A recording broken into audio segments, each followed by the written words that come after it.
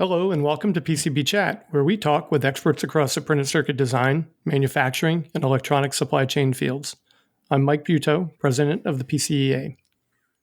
Today's guest is Matthias Wagner, chief executive and co-founder of Flux.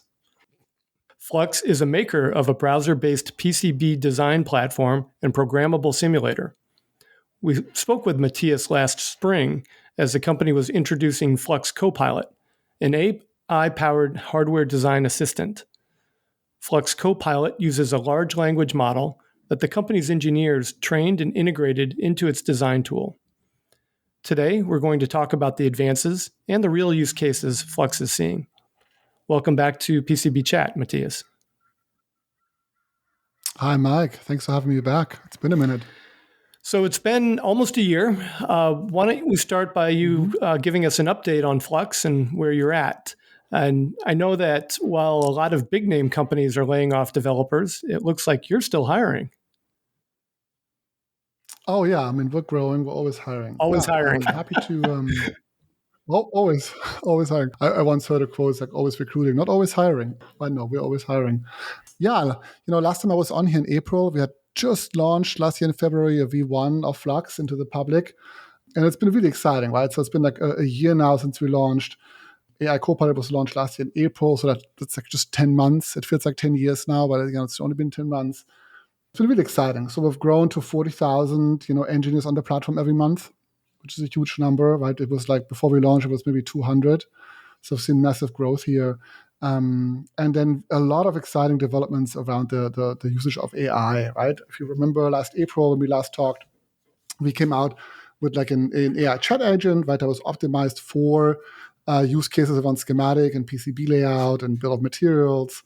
And we've since evolved that dramatically, right? I mean, users can today, right, customize the information that the agent leverages, for example. We have like more, dialed in use cases, like, for example, what's coming out now, the ability to automatically turn datasheet PDFs into parts in Flux, right? So it creates a symbol for you, the footprint, the 3D model, gets all the metadata.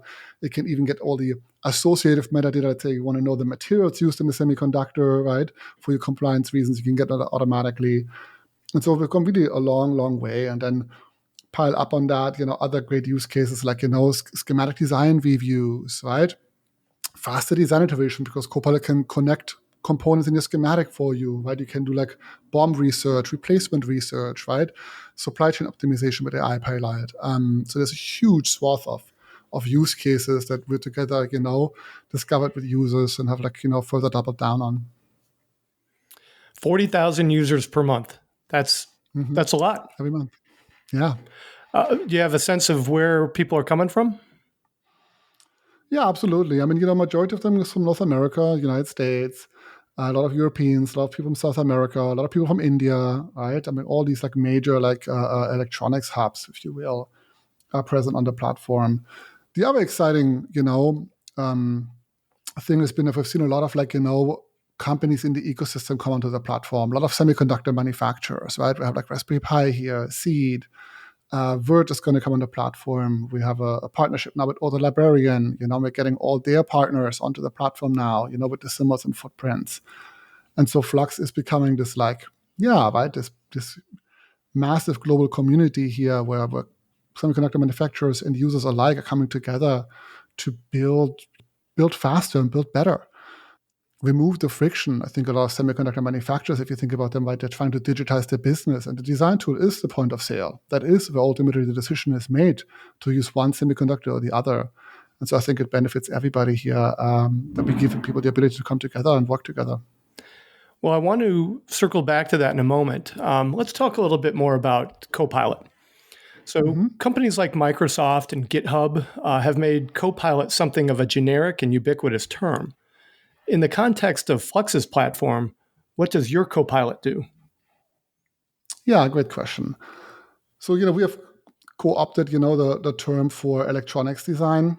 On a high level, right, you can think of Copilot as on two different axes. On one axis, we're giving people really broad access to Copilot via chat interface, like you're familiar with from, let's say, ChatGPT, but embedded into a design tool, right? And the agent is aware of the schematic it's looking at, of the bill of materials. It has access to all the data sheets in the components, has access to the PCB layout, right?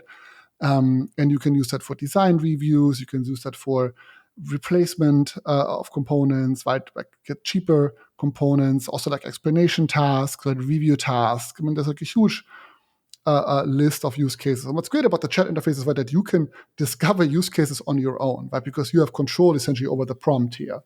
But the downside of that is that the quality of the output can vary. It can be incredible, right? Or it can be poor. And so then on the other axis we offer users today is more dialed in workflows. Like I mentioned, right? The datasheet PDF import is like a very dialed in use case we have with incredibly high accuracy and high hit rate, right? And so these two models exist in the platform today.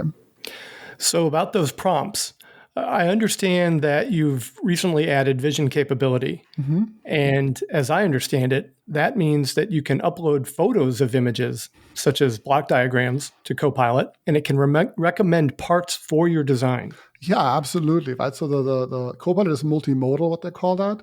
So it can not just use text as an input, but also images. And so, yeah, you can scribble with a pen a schematic on a paper napkin, and if it's readable to a human, it's readable to the agent too, usually. But also block diagrams, right? Or whether you take a photo of something, it enables like a huge amount of use cases. Also, think about, right? You have like a power consumption graph or a discharge curve or something like that, right? They can read these curves, right, and help you here with the design questions. Be like, hey, look, I need to implement a noise filter that can generate me that kind of filtering, right? You can upload the chart for that, and it will then be able to help you design an actual circuit, that can implement such filter. So there's tons of use cases like that. And that's, I think, also like the beauty of this like chat-based interface. You can go extremely broad, and it can be helpful in tons of different ways that we haven't dreamt up yet, right? And then users come back with like, hey, look, I tried this thing and it's amazing. Look what it did, right? So that's what's really exciting about it, I think. And on what basis is that intelligence for the circuit design coming? Have you actually given Copilot samples, actually working designs that you've fed it in order to help develop the intelligence, or is that something that is driven by actual just the users choosing the output and then circling back and somehow there's a feedback loop where Copilot will recognize that, yes, this was a good circuit. This was applicable to that particular design. Mm-hmm. Yeah, it's a good question. So it depends a little bit on the use case you have, right, and the exact feature used in Flux. But in general, right, we use what they're now called world models that have world knowledge, right? They know everything about what a resistor is, up to how to make chocolate brownies. and that sounds like crazy, but if you want to like brainstorm the bill of materials for like a chocolate brownie oven, right, that's going to come in handy that the model actually knows about chocolate brownies, right? So I say that jokingly, but I think there's use here. So you have this world knowledge model, and then on top of that we have like domain knowledge. And domain knowledge is typically, right, I mean, the main data source here is data sheets, for example. It's all the data sheets in our libraries, all the data sheets in your particular project, right, that are leveraged. And then what we started increasingly doing is build a knowledge graph. So for example, say you have like a given Texas Instruments semiconductor and you want to know the actual materials used in the semiconductor. That's information that you typically can't find in a data sheet. But Texas Instruments has that information, right, for a given product category, what materials are being used. And so the data, the knowledge graph we've been building has that kind of associative information. Also like to think about pricing, availability, lead times, end of life information. All this kind of stuff we expose to the model and give access to, so that depending on your use cases and the questions you ask, we have all that information available to the agents, and they can use that to help the user. So if Copilot is browser-based, where do the information, the data actually reside? Whose server is that on? Yeah, good question. I mean, Copilot, Flux as a whole is a cloud-based system. So the information is stored and synchronized, in our data centers. And that's also how we enable like the client synchronization, right? If you're working with your team on a project, right, that's also how we synchronize the data between the different clients. Let's elaborate a bit on how the parts library works. What all does it include? Outlines, footprints, step models? All of that. All of that. So you have the symbols, the schematics, the footprints, the 3D models, the simulation models. You have the data sheets, you have the package codes, the manufacturing part numbers, right? We can look up the price, like I said, the lead times earlier, end of life information, right? Compliance information, like is it RoHS compliant, for example. And then via Copilot, really all the information that's in this knowledge graph as I laid it out, in the data sheets, in the associated data is available to the user, within split seconds, right? Just think about, right, trying to figure out what the capabilities of pin 15 on an ESP32 is. Yeah, sure, you can read that 1,000-page ESP32 data sheet, but our Copilot is going to give this information to you in like under a second. Then how is all that data collected or established? I mean, you mentioned earlier the relationship with Ultra Librarian. Is the data coming from third parties, or is this in some cases supplied by the users themselves? It's both, right? For like a given user, we leverage all the information they provided in their projects to serve them. And then we also leverage all the publicly available information on Flux to serve them. So in that case, say Auto Librarian, now provides their whole library on Flux. And that's public, that library on Flux. So all the information is leveraged in your projects too and for your requests. So if I'm using Flux, does that mean I could forego using a third-party library? Oh, yeah, absolutely. Right. Our goal is any component you might want to use is already there. In the meantime, when it isn't, we want to make that extremely easy for you to get it in, which is like why this ability now to like just provide a datasheet PDF and create a component from that is like a feature we invested in and we just shipped, which is really exciting, right? Because there's always going to be that one new component on the market that we might not yet have, and it's going to be a fast and easy way for users to get that. I want to mention the sponsor of today's podcast is PCB East, the electronics industry's East Coast conference and trade show. Coming in June to the Boston suburbs, this year's event features more than 75 hours of in-depth electronics engineering training, plus a special all-day forum on Ultra HDI design and manufacturing. And attendees for the free expo will see more than 60 leading suppliers of printed circuit design software, materials and fabrication, and assembly equipment and services. Visit pcbeast.com for more information. Matthias, let's talk a bit more about the rest of the platform's features. As you know, where many startups run into headwinds is trying to get past the initial routing obstacles for multi-layer boards and the higher pin counts. So for routing and placement, what is the tool capability now? Yeah, great question. So we've come a long way here, right? Ultimately, our goal is to support even the most ambitious workloads. Today, where we're at is that, you're good up to 1,000 components in a project. And for those who don't know, a good reference here is an iPhone motherboard is 1,400 components. So we're getting close there, not quite there on that end. The other critical capabilities are typically around high density design, flex boards, that kind of stuff, especially if you think about modern consumer electronics. And here too, right, especially this year, we're going to ship a lot of features around, flex boards and high density design. For example, micro vias are going to ship in March now to support those kind of workloads. And so I think in general, right, whatever your most ambitious workload is, we're aiming to support that within, the next 12 to 24 months. Got it. So with micro vias, I'm assuming you can do blind and buried vias now. Oh yeah, absolutely. What about via and pad? That too. Via and pad already works actually. That's already supported on the platform. Microvias was still out. What's exciting about the way we approach microvias, for example, is that we place them automatically for you. If your trace requires us to place 3 microvias, then the software will do that automatically. And this is the kind of stuff that we're we want to automate as much as possible of the process while not building black boxes. We want things to be configurable, right? It's the same going back to Copilot, right? We don't want this to be a black box. We want this to be as customizable and transparent to the user as possible, right? And configurable. We want you to be able to put your custom application nodes into the system and leverage those. And same with the PCB layouting, right? We want you to be able, all these little lessons you learned, across the company and across the years, we want you to be able to enshrine that in a design tool so that the design tool can do this automatically. I mean, a good example is we do automated ground copper flots. And that's just because it's become best practice in the industry to do. And you might have some custom requirements around that if you think about the via stitching of the ground planes. But it's all configurable. It's all performed automatically in the tool. So I'm going to go back to the 40,000 users per month. If I think about who's using this, this is going to go way beyond just one-off users, hobbyists and folks like that. You mentioned semiconductor folks.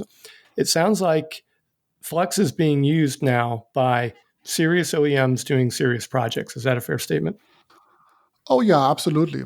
And not just for serious projects, for themselves or their customers, but also like as a sales and marketing tool, right? We see a lot of like semiconductor manufacturers use, Flux to like share the reference designs for their products, to do customer support and communicate with the customers. Like, hey, if they have a question, right, they can come here.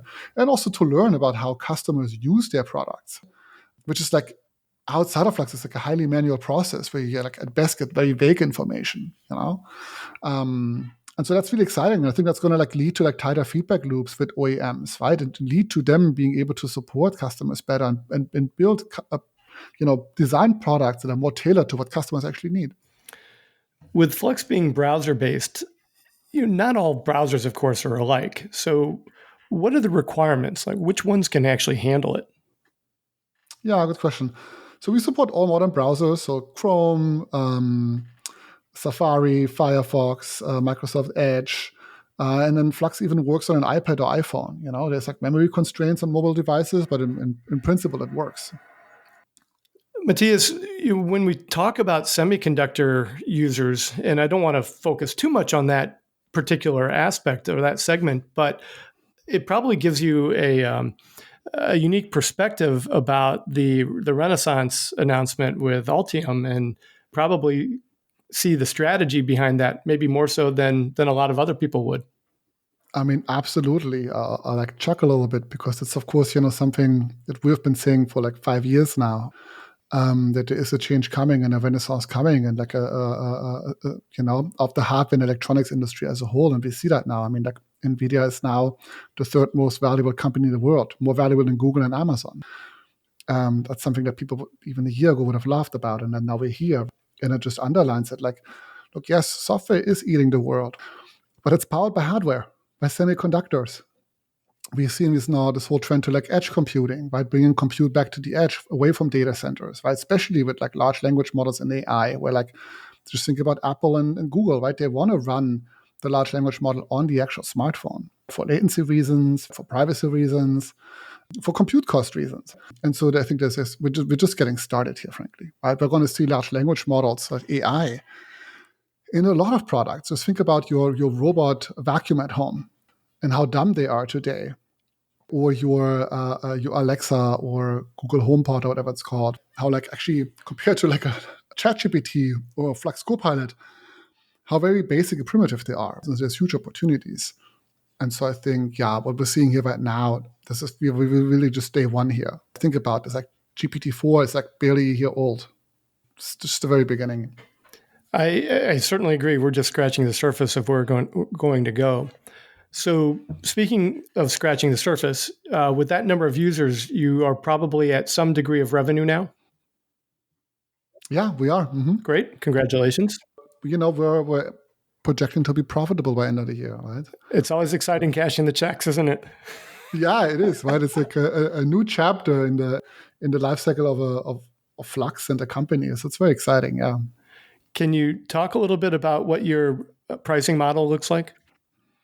Yeah, totally. So we have two different, models at the top level. We have a self-serve offering, which is what you see on the website, which is a freemium subscription model. We have free tiers with some limitations, and then we have tiers for educational users, so students and professors, and then a couple individual paid tiers, and as well as like an organizational tier. An organizational tier is interesting here because if you're an open source or a student organization, then we allow you to use that for free. But if you are, like a private business here that requires privacy, then we have a paid tier for organizations for you. And that's all self-serve. And so that's like, where the bulk of the users is, obviously, right? So like, you have to imagine here, around maybe a quarter of them are hobbyists, another quarter is students, and then the other half is like individuals to SMBs using the platform. And so then next to that, we have the enterprise offering, right? And that's really for your Fortune 500 hardware company, like think NVIDIA or Intel or so. And yeah, I mean, for them, we have like a little different offering, which is like, giving them like the IT integrations and privacy they need, but the support offering they need, and all that kind of stuff that goes with it. And then also, right, another interesting thing is like just enterprise grade exchange formats. Like think of something like JP30, which is like popular in the Cadence ecosystem, which like you don't find so much at SMBs or really not at all, or individuals who typically come like from Altium or KiCad and not from Allegro. So yeah, these are like the major distinctions here. We did talk a little bit about Ultra Librarian. Can you go into a little more detail insofar as the integration with other tools? For example, could somebody use a third-party schematic capture and then flow that into Flux Copilot for routing and placement? Yeah, absolutely. So that's something we're working on, right? To support just import of like a netlist and let's say a bill of materials as a CSV file, so that users can leverage the AI functionality here. Absolutely. And then the other way around too, right? Where like we allow you to manage your library in Flux or your schematics in Flux, and then just export, to file formats like JP30 or ODB++ and so on. I think especially in enterprise, you can imagine that like it's a huge lift for like a Fortune 500 company to switch out all their tooling. And typically where we come in here is like in more on the library management side, because, there isn't any like off the shelf collaborative library management software available in the market today. And especially not if you think about something that's AI powered. And here Flux is like really like an almost over-engineered solution, if I may say so. And if you think about the collaboration and review processes and AI capabilities, right? Just like I said earlier, right? The fact that you can now just take a data sheet, PDF, and upload that, and then within seconds have that create a part for you where you can visually review this now. You can look at the symbol, look at the footprint, collaborate, be like, hey, are we happy with the corner radius here? Do we want the paths a little bit tighter? And then go from there also to like the downstream usage, where like now the engineers at the company who want to use these components can like come back to Copilot and ask questions. I mean, that's like an unprecedented toolkit you're giving users here, and so it's very popular with an enterprise. And you have demos on your website where folks can actually go take a look at how this all comes together. Yeah, absolutely. And don't hesitate to contact us too, we're doing a webinar, I think this week, and there's more to come. I think we're also looking now at in-person events in major hubs. But yeah, there's also a lot of this you can just also try out, with the publicly available product. So yeah, come on in. Matthias, before we wrap up, anything else you want to share with our listeners? Yeah, we're really excited. I mean, the way we think about here is like we really want to bring AI first thinking into hardware design. And we're really building this platform to integrate all these hardware features, these AI features into the hardware design pipeline. And it's very exciting, right? I think we're day one here. We're so early in this, and there's so much more to come. And we're really excited about the future. Well, I tell you, congratulations. You've certainly made a lot of progress here, especially in the last 8 to 10 or 12 months. And it looks like you're on a great trajectory. Thank you. Our guest today has been Matthias Wagner of Flux. For those who want to learn more, you can visit flux.ai. Thank you for joining us, and come back anytime, Matthias. Thank you. Will do. For PCB Chat, this is Mike Butow. Have a nice day.